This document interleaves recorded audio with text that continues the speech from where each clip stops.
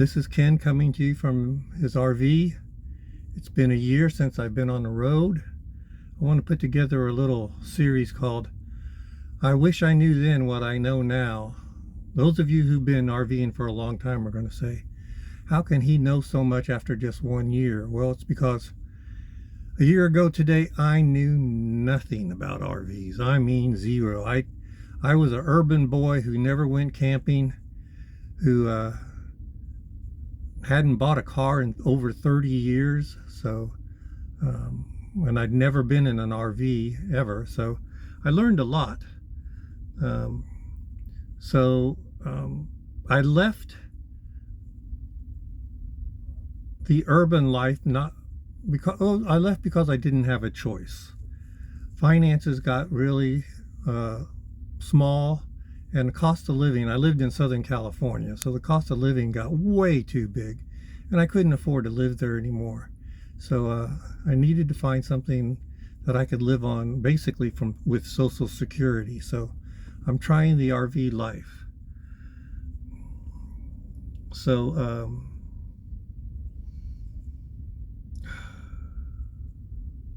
never been camping. I'm not mechanically inclined. Back then, I'll be honest, I didn't know what I didn't know. So this series is going to, for the person who's in their late 60s, maybe even 70s, who's forced out of their comfort zone, living in, an apartment or a house, excuse me, and having to get on the road, and scared to death like I was, and afraid to make mistakes. So this is going to give you an idea of all the things I've learned in the first year of being on the road.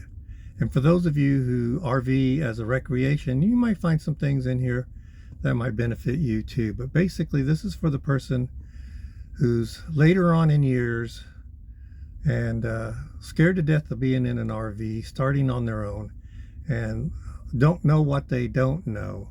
So I'm going to tell you what I've learned in the first 6 months. So hopefully you'll enjoy the journey with me, and you'll learn a couple tidbits here and there, and they'll help you along. And that's my goal, is just to share what I'm the person who can do it.